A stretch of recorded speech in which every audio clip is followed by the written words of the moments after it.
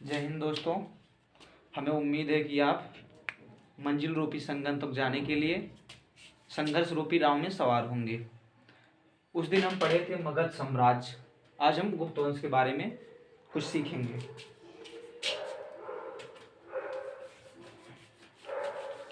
तो गुप्त वंश के बारे में लोगों के अलग अलग मत हैं कि ये वैश्य थे, ये शूद्र थे, ये ब्राह्मण थे, ये क्षत्रिय थे। तो गुप्त वंश के बारे में हम लोग थोड़ा सा जानेंगे। गुप्त वंश बात करेंगे गुप्त वंश की।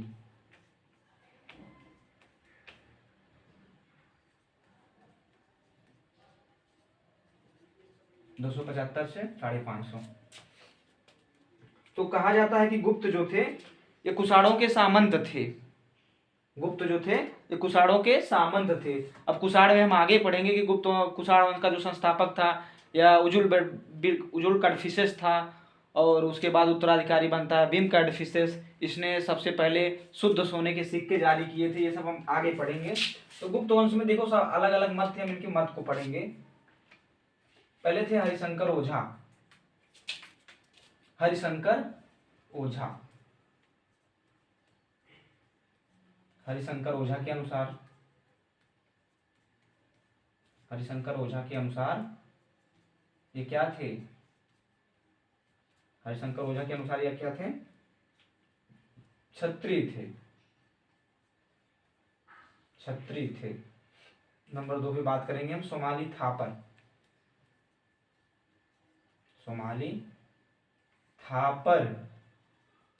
थापर के अनुसार ये क्या थे? वैश्य थे। हेमचंद्र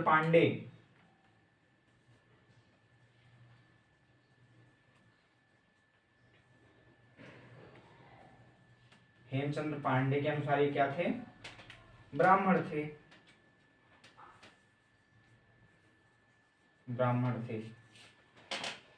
काशी प्रसाद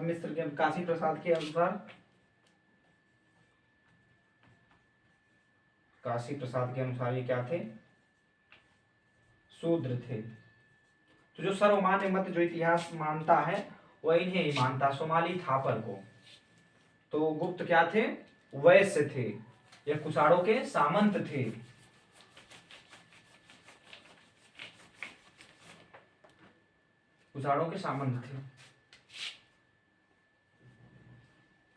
भानुगुप्त के एरड़ अभिलेख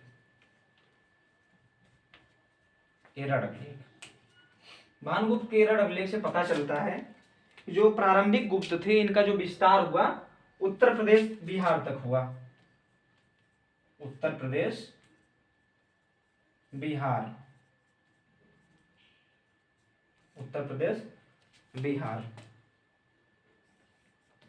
अब उत्तर प्रदेश के बारे में हम थोड़ा सा जानेंगे। दिल्ली एनसीआर के अंदर उत्तर प्रदेश के 8 जिले आते हैं। दिल्ली एनसीआर के अंदर उत्तर प्रदेश के 8 जिले आते हैं और 4 राज्य आते हैं। उत्तर प्रदेश से टोटल 8 राज्य की सीमा बनाती है। उत्तर प्रदेश से टोटल 8 राज्य सीमा बनाती है।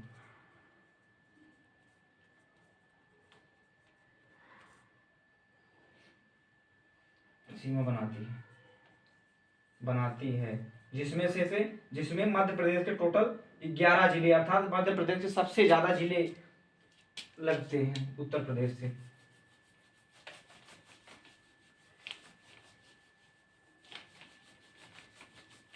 और उत्तर प्रदेश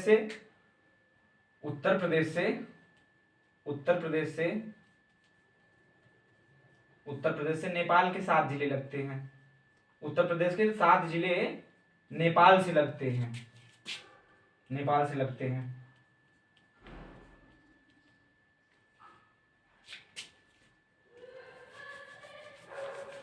और दिल्ली के 2 जिले लगते हैं, गौतम बुद्ध नगर एक है और एक कोई और है। और हम आएंगे अपने गुप्त वंश पे। गुप्त वंश में पहला शासक होता है श्रीगुप्त।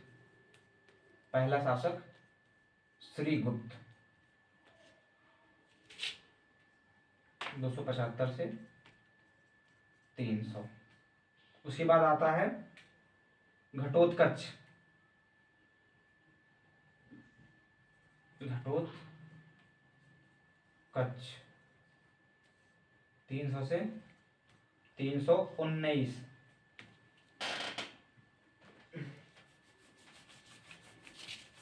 गुप्त वंश में थोड़ा सा देखेंगे कि जो इनका जो चिन्ह था वो गरुड़ था।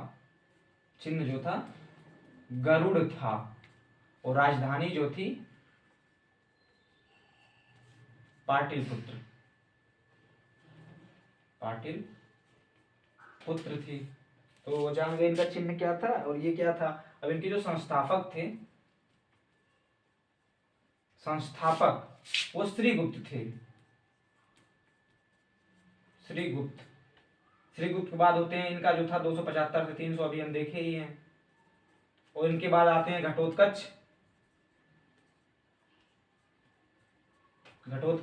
इनका 300 से 319 है। ठीक।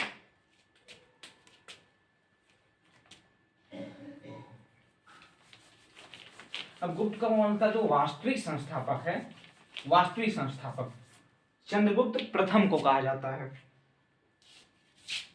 चंद्रगुप्त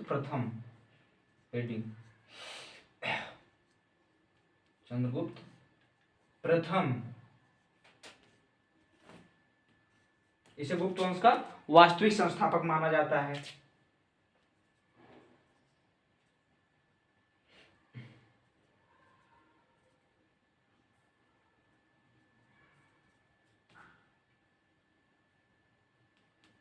(335 या 350) इसे गुप्त वंश का वास्तविक संस्थापक माना जाता है, चंद्रगुप्त प्रथम।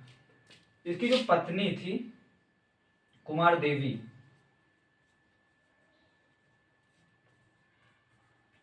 थी। अब कुमार देवी जो थी यह लिच्छवी वंश की राजकुमारी थी कुमार देवी, और लिच्छवियों को माना जाता है कि यह क्षत्रिय थे। लिच्छवी क्षत्रिय थे। वो कुमार देवी जो थी लिच्छवियों की राजकुमारी थी। तो इसका जो विवाह होता है वह चंद्रगुप्त प्रथम से होता है। तो इन्हें माना जाता है कि यह क्षत्रिय थे। तो जब इनसे वैवाहिक संबंध स्थापित होता है तो इनका राजनीतिक और बढ़ जाता है। राजनीतिक कुमार देवी से विवाह होता है और वैशाली गणराज्य को यह दहेज स्वरूप प्राप्त करते हैं कुमार देवी से विवाह करके। इनका क्या हुआ ये देखो, ये है, और इनकी पत्नी का नाम ये था। सबसे पहले इसने महाराजा धीराज की उपाधि धारण की।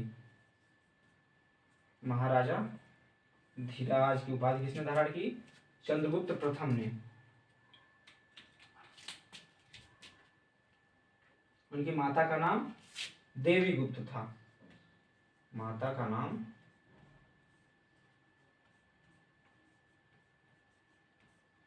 क्या था? देवी गुप्त।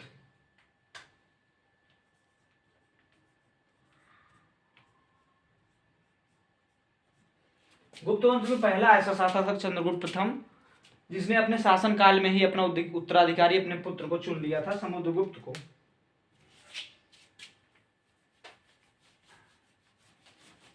कुमार देवी से विवाह करने के स्वरूप या वैशाली गणराज्य को दहेज स्वरूप पाता है। तो इसकी राजनीतिक शक्ति जो होती है वो और मजबूत हो जाती है, क्योंकि पहले से बताया जाता है कि लिच्छवी जो थे वह क्षत्रिय थे। बात करेंगे समुद्रगुप्त की। समुद्रगुप्त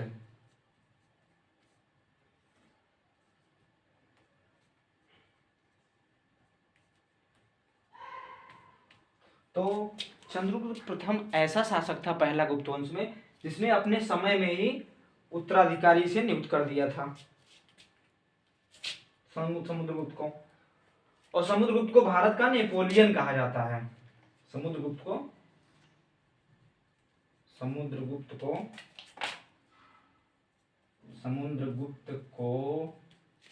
भारत का नेपोलियन कहा जाता है।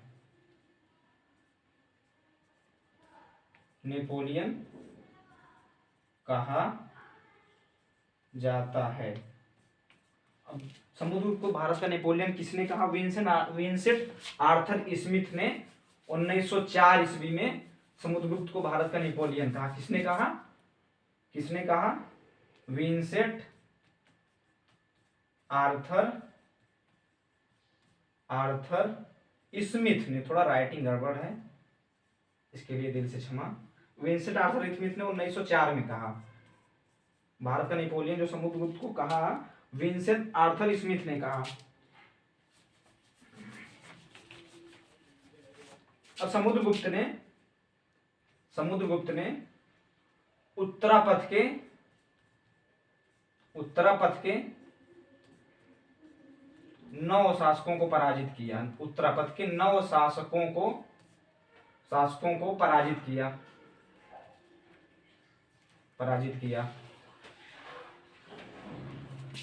और दक्षिणापथ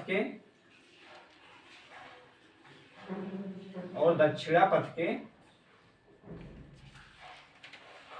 12 शासकों को पराजित किया। 12 शासकों को पराजित किया।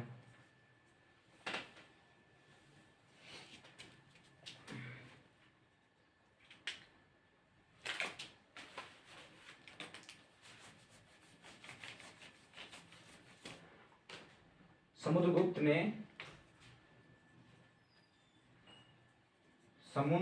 ने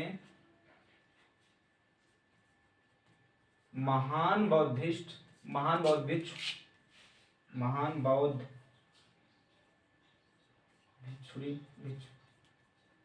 वासुबंद को संरक्षण दिया।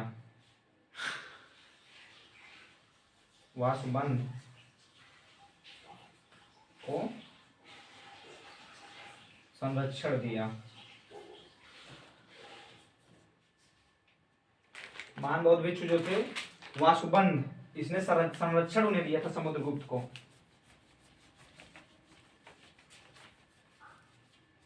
और समुद्रगुप्त के शासनकाल में हरिशेन एक कवि थे। हरिशेन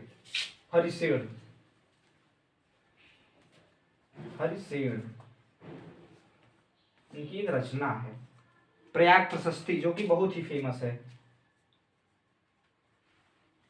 प्रयाग प्रशस्ति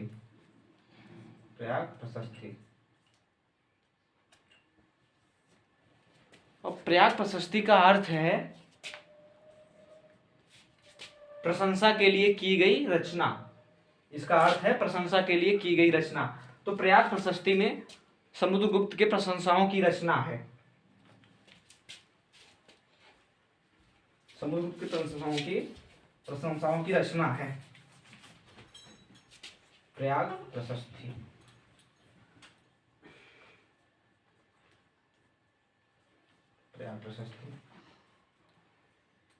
इसकी जो लिपि है ये ब्राह्मी शैली चंपू है और भाषा संस्कृत है।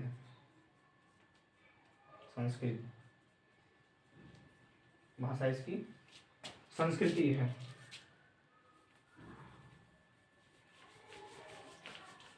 सबसे पहले यह कौशाम्बी में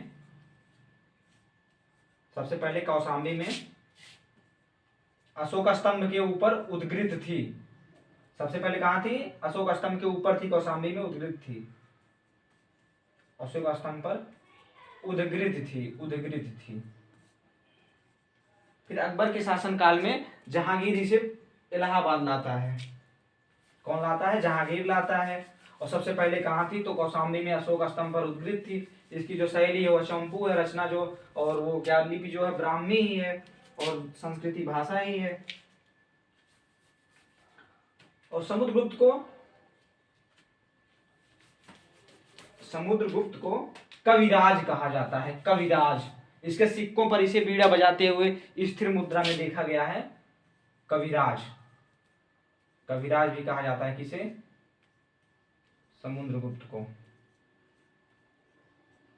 बहुत अच्छे काम किए, बहुत ही विजित शासक था, कभी कोई भी युद्ध नहीं हारा। समुद्रगुप्त, इसे कविराज भी कहा जाता है। इसने 6 प्रकार के सिक्के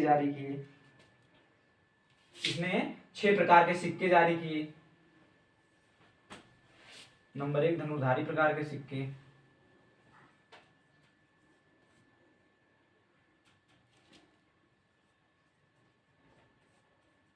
धनुधारी प्रकार के सिक्के। नंबर 2 गरुड़ प्रकार के सिक्के। गरुड़ प्रकार के सिक्के। नंबर 3 अश्वमेध प्रकार के सिक्के। अश्वमेध प्रकार के सिक्के। नंबर 4 परशु प्रकार के सिक्के। परशु प्रकार के सिक्के। नंबर 5 व्याघ्र प्रकार के सिक्के। व्याघ्र प्रकार के सिक्के। नंबर 6 वीणा प्रकार के सिक्के। वीणा प्रकार के सिक्के बहुत ही इंपॉर्टेंट है। वीणा प्रकार के सिक्के 6 प्रकार के सिक्के जारी किए।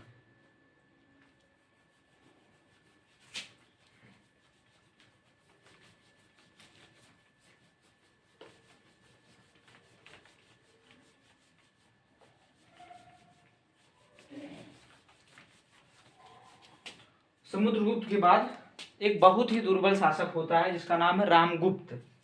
रामगुप्त बहुत ही दुर्बल शासक था। रामगुप्त। रामगुप्त। रामगुप्त की पत्नी का नाम ध्रुव स्वामिनी था। तो शकों से इसका युद्ध होता है। युद्ध के पश्चात यह स्वयं के बचाव के लिए अपने पत्नी को उनके अधिकार में छोड़ देता है। ध्रुव स्वामिनी को उनके अधिकार में छोड़ देता है। इसके बाद आता है चंद्रगुप्त द्वितीय। चंद्रगुप्त द्वितीय। चंद्रगुप्त द्वितीय आता है और शकों के खेमे में जाकर उन्हें भी पराजित करता है और रामगुप्त को भी मार देता है और उन पर अपना अधिकार जमा लेता है।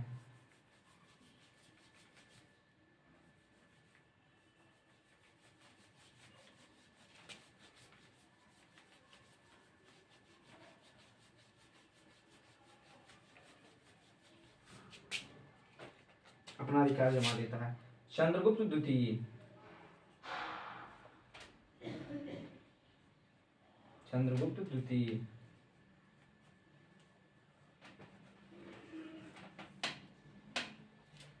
चंद्रगुप्त द्वितीय। चंद्रगुप्त द्वितीय इसने विक्रमादित्य की उपाधि धारण की। विक्रमादित्य की उपाधि धारण की। विक्रमादित्य की उपाधि धारण की। उपाधि धारण की। इसने नागवंश की कन्या कुमार नागा से विवाह किया। नागवंश की कन्या कुमार नागा से विवाह भी किया। कुमार नागा से विवाह किया। चंद्रगुप्त द्वितीय का नाम विक्रमादित्य पढ़ने का जो कारण था, इसने शकों को पराजित किया। इसे शक्रादित्य भी इसीलिए कहा जाता है। इसने विक्रम संवत चलाए उसी उपलक्ष्य में। विक्रम संवत। विक्रम संवत। विक्रम संवत चलाए। विक्रम संवत कब है? 58।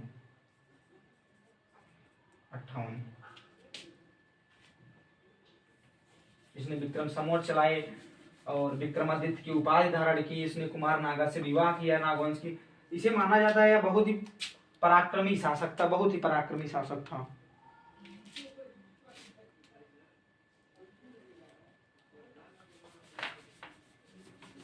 मेहरौली स्तंभ। मेहरौली स्तंभ।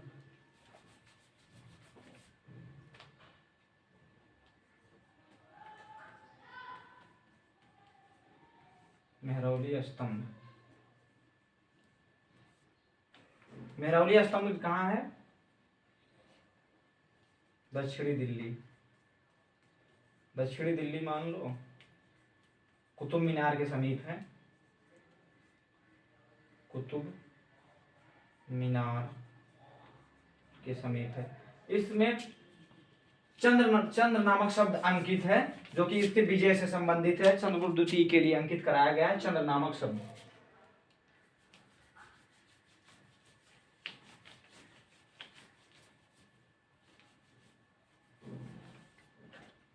इसके बाद आता है कुमारगुप्त प्रथम।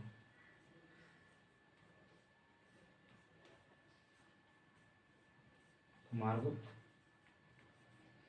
प्रथम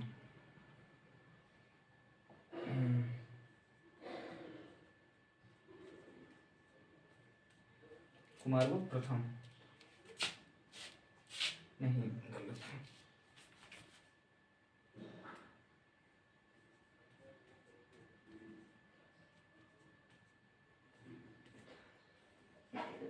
कुमारगुप्त प्रथम जो था बहुत ही दुर्बल शासक था। इसने कोई भी काम नहीं किया, सिर्फ इसने सर्वाधिक उपाधि किसने धारण किया, तो कुमारगुप्त प्रथम ने सबसे अधिक उपाधि धारण किए। सिर्फ इसने एक काम किया, नालंदा विश्वविद्यालय का स्थापना कराया। नालंदा विश्वविद्यालय की स्थापना इसने केवल कराई।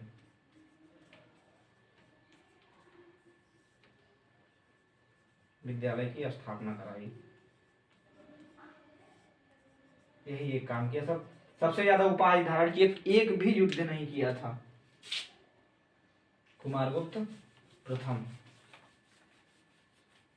नालंदा विश्वविद्यालय को ध्वस्त कौन कराता है? बख्तियार काकी, जो कि कुतुबुद्दीन ऐबक का गुरु था। गुलाम वंश का वास्तविक संस्थापक कौन था? इल्तुतमिश, और वैसे संस्थापक इसी को माना जाता है, कुतुबुद्दीन ऐबक। इसके बाद आता है स्कंदगुप्त। इसने 2 उपाधियां कुछ धारण की थी, जैसे शंकरादित्य हो गया, उसके बाद हो गया कि महेंद्रादित्य हो गया, बहुत सारी उपाधियां धारण की कुमारगुप्त प्रथम ने, लेकिन एक कोई भी कार्य नहीं किया, ना ही कोई युद्ध लड़ा, सिर्फ इसने सर्वाधिक उपाधियां ही धारण की। और चंद्रगुप्त प्रथम के बारे में बताने को भूल गए कि सबसे पहले गुप्त वंश में सबसे पहले उसने सोने का सिक्का जारी किया था। और चंद्रगुप्त द्वितीय के बारे में देखो भूल गए। चंद्रगुप्त द्वितीय इसने सबसे पहले चांदी का सिक्का जारी किया था। सबसे पहले चांदी का सिक्का किसने जारी किया? चांदी का सिक्का जारी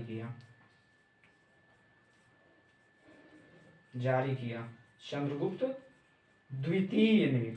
सबसे पहले सोने का जो गुप्त वंश में शासक जारी किया सिक्का वो यही था।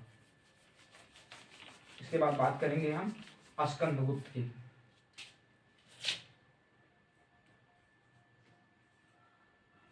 स्कंदगुप्त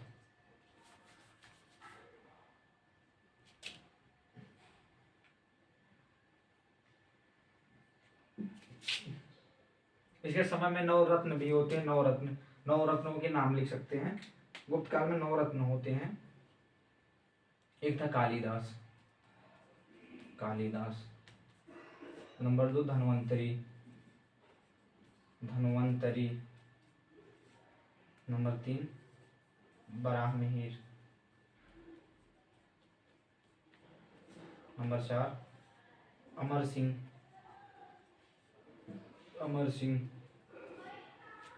नंबर 5 प्रयाग प्रशस्ति या घटर्पण या प्रयाग प्रशस्ति। नंबर 5 छपड़क, 1 2 3 4 5 6 छपड़क के बाद बेताल भट्ट,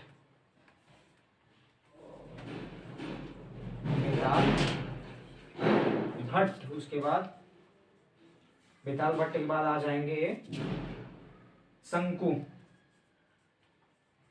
के बाद कुंची कोई ऐसे था, कोची ऐसे कोई था। तो कालिदास को भारत का शेक्सपियर कहा जाता है। धन्वंतरी जो थे ये तो थे मतलब इन्होंने कई रचनाएं की। इसे खगोल शास्त्री कहा जाता है। अमरकोश के लिए इन्हें जाना जाता है। और बेताल भट्ट को मंत्रों का जन्मदाता माना जाता है।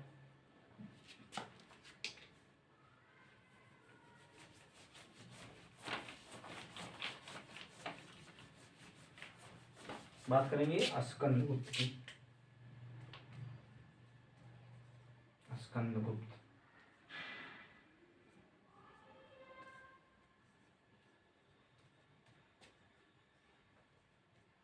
स्कंदगुप्त,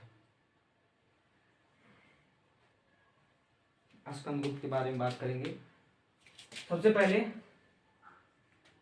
भीतरी गांव अभिलेख से पता चलता है। इसके बारे में बहुत अच्छे अच्छे तथ्य हैं जो कि परीक्षा के दृष्टि से बहुत ही इम्पोर्टेंट है। भीतरी गांव अभिलेख से पता चलता है। भीतरी गांव अभिलेख है कहाँ? गाजीपुर में। भीतरी गांव अभिलेख से पता चलता है भीतरी गांव अभिलेख से पता चलता है कि हूणों का सबसे पहले आक्रमण, हूणों ने सबसे पहले आक्रमण, हूणों ने सबसे पहले आक्रमण कहाँ किया?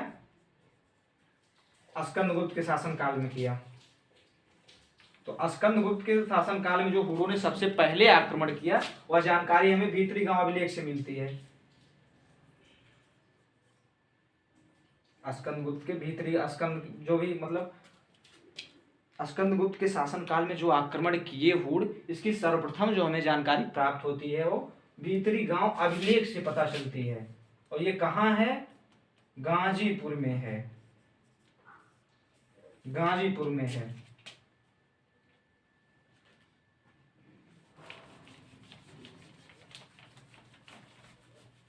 इसने सबसे अधिक मिश्रित सोने के सिक्के जारी करवाए। सबसे अधिक मिश्रित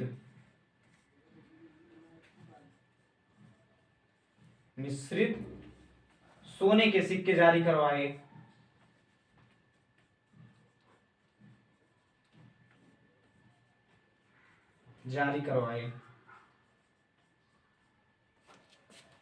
सबसे अधिक मिश्रित सोने के सिक्के कौन जारी कराया? तो वह स्कंदगुप्त था।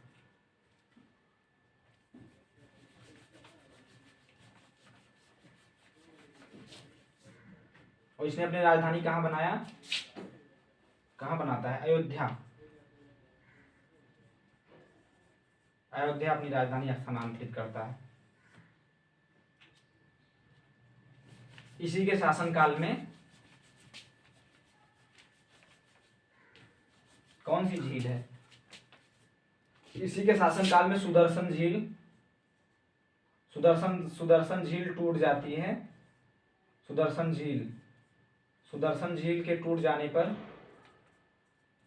इसी के शासनकाल में सुदर्शन झील टूट जाने पर सौराष्ट्र प्रांत का जो प्रांतपति था पर्णदत्त, उसके पुत्र का नाम था चक्रपाली। और पुनः इसकी मरम्मत कराता है। कौन कराता है? सौराष्ट्र प्रांत का जो प्रांतपति था पर्णदत्त, उसका पुत्र था चक्रपाली। इसमें सुदर्शन झील का मरम्मत करवाता है और यहीं पर विष्णु की एक मूर्ति रखवाता है, बनवाता है। विष्णुगुप्त की एक मूर्ति भी बनवाता है। तो सबसे पहले सोने के सिक्के किसने जारी किए अगर पूछा जाए? सबसे पहले सोने के सिक्के पूरे में कौन जारी करता है? तो वह जारी करता है बिम कैडफिसेस पूरे में। और शुद्ध से अगर कहा जाए कि शुद्ध सोने के सिक्के सबसे पहले किसने जारी किए तो वह बिम कैडफिसेस है। और वैसे अगर पूछा गया सोने के सिक्के किसने जारी किए तो जो यवन का वो था मिनांडर, यवन का शासक मिनांडर ने जारी किया। अगर पूछा जाए सोने के सबसे ज्यादा सिक्के किसने जारी किए गुप्त वंश में सबसे पहले तो चंद्रगुप्त प्रथम। और पूछा जाए अगर मिश्रित सोने के सिक्के किसने जारी किए तो वह स्कंदगुप्त है। ठीक, इसके क्या बोलते हैं? चंद्रगुप्त द्वितीय का जो एक पुत्री थी प्रभावती गुप्ता, इसकी शादी किससे हो जाती है? वकाटक वंश के एक राजकुमार से। वकाटक वंश का एक राजा था रुद्रसेन द्वितीय से। इसकी पुत्री कौन हुई? प्रभावती गुप्ता। चंद्रगुप्त द्वितीय की पुत्री कौन हुई? प्रभावती गुप्ता। इसका विवाह किससे हुआ? वकाटक वंश के राजा रुद्रसेन द्वितीय से हुआ।